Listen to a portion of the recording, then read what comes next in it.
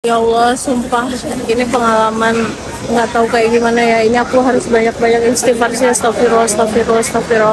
Aku nggak nyangka banget ya, ternyata orang-orang di sini tuh ada yang uh,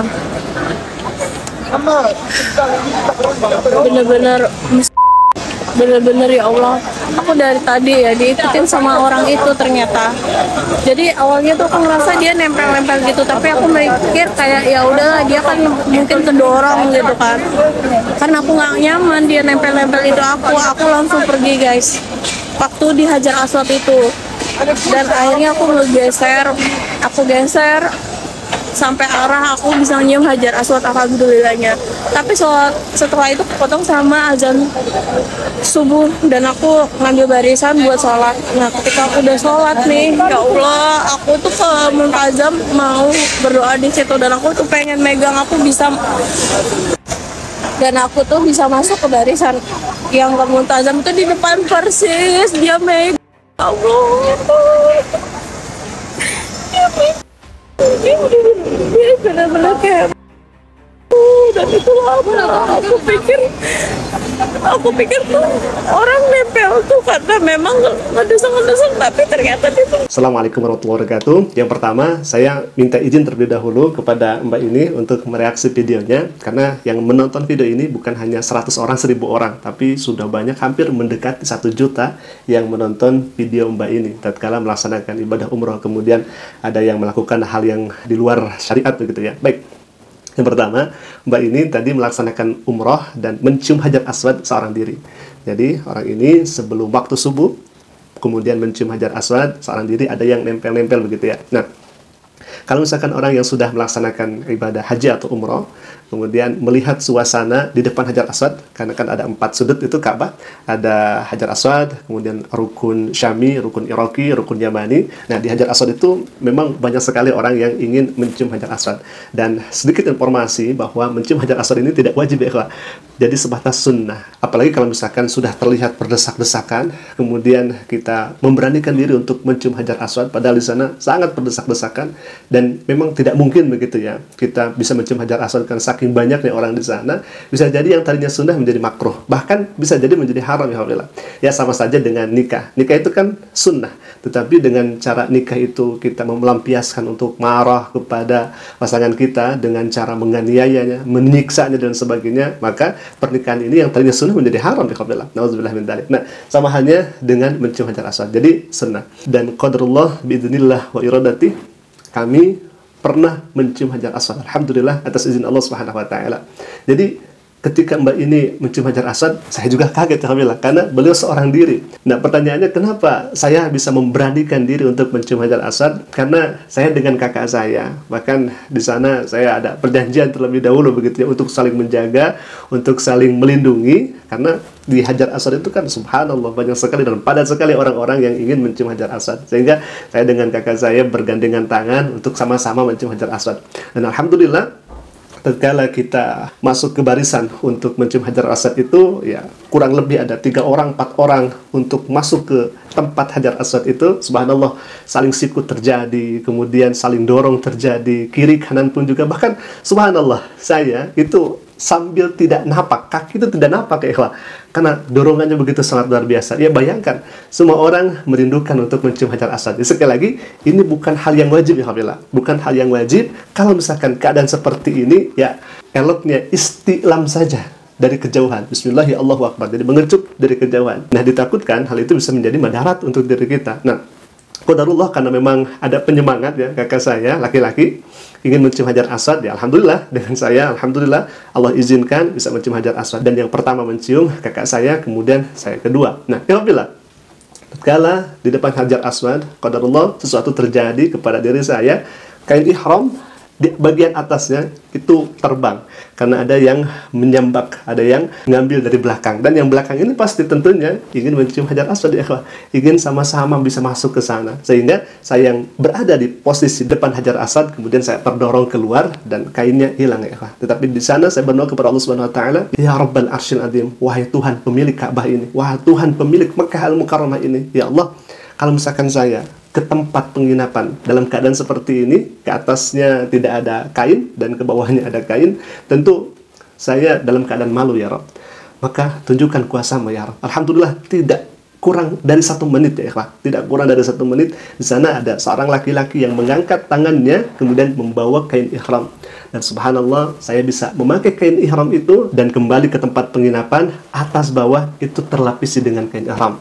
Sehingga setelah saya melihat video Mbak ini, ya pertama kaget juga, kok bisa gitu ya, seorang perempuan yang kemudian tanpa mahram masuk ke barisan untuk mencium Hajar Aswad itu. Dan perlu dicatat di sini, jadi saling sikut, saling dorong, saling tempel itu. Ya memang sudah biasa ya ikhwah. Karena orang-orang di sana ingin mencium Hajar Aswad. Bayangkan, satu di sana di depan yang ingin mencium itu banyak sekali ya ikhwah. Jadi kalau misalkan ya nempel, kesikut dan sebagainya, hemat kami, itu adalah hal yang wajar. Karena ya keadaan medannya seperti itu. Nah, sehingga untuk perempuan, ya wabil khususnya, karena jarang sekali perempuan yang mencium Hajar Aswad ya ikhwah.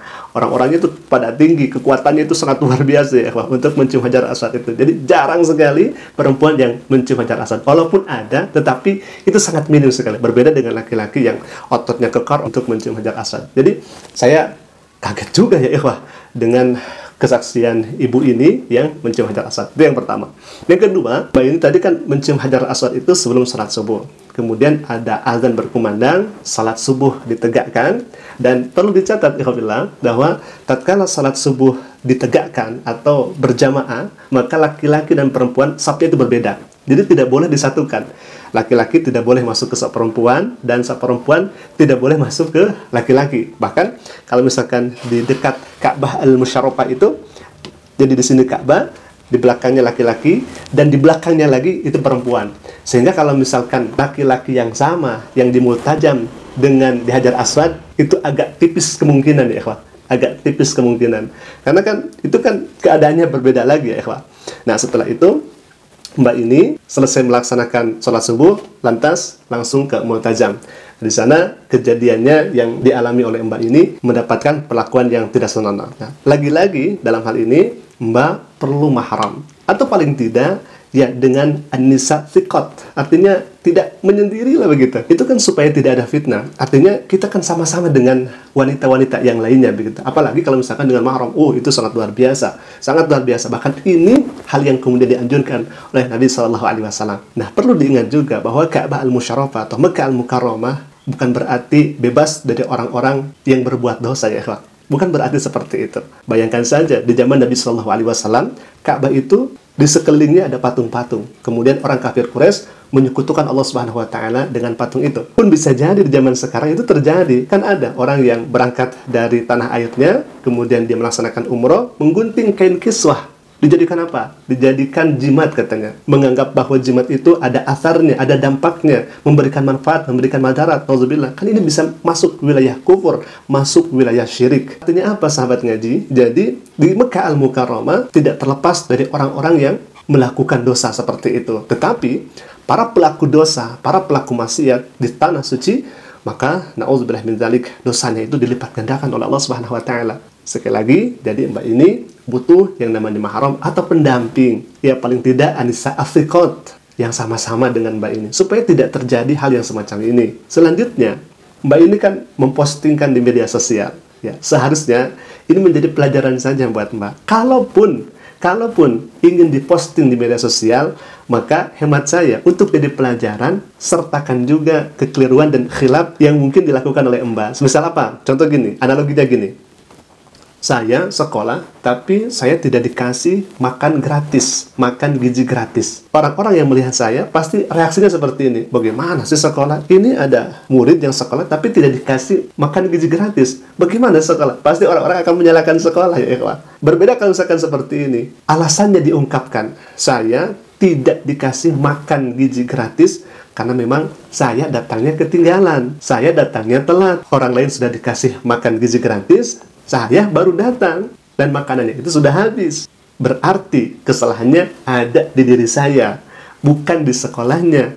karena saya datangnya tidak tepat waktu, bahkan datangnya telat, tidak seperti orang-orang yang dikasih makan gizi gratis. Maka hemat saya, untuk jadi pelajaran bagi yang lainnya, sertakan. Ya paling tidak, kalau misalkan ke Tanah Suci, Mekah Al-Mukarramah, ya bersama pembimbing, bersama Anissa Asikot itu untuk sama-sama bareng-bareng untuk melaksanakan ibadah. Kemudian lebih hebatnya lagi bersama mahramnya, agar lebih terjaga, agar lebih terhindar dari fitnah dan sebagainya. Dan kalau misalkan tidak memungkinkan untuk mencium Hajar Aswad, apalagi medannya itu sangat hebat, luar biasa, ya cukup dengan istilam, kan itu lebih selamat lagi. Jadi sampaikan juga mungkin kekhilafan-kekhilafan yang dilakukan, agar ini bisa menjadi pelajaran untuk yang melihatnya. Kalau misalkan Mbah hanya menyampaikan seperti ini, ditakutkan nanti bisa jadi salah paham. Alhamdulillah, mungkin itu dulu video yang saya sampaikan, dan kita doakan semoga Mbak ini diberikan rezeki oleh Allah Subhanahu wa taala, kemudian Mbak ini diberikan istiqomah oleh Allah Subhanahu wa taala,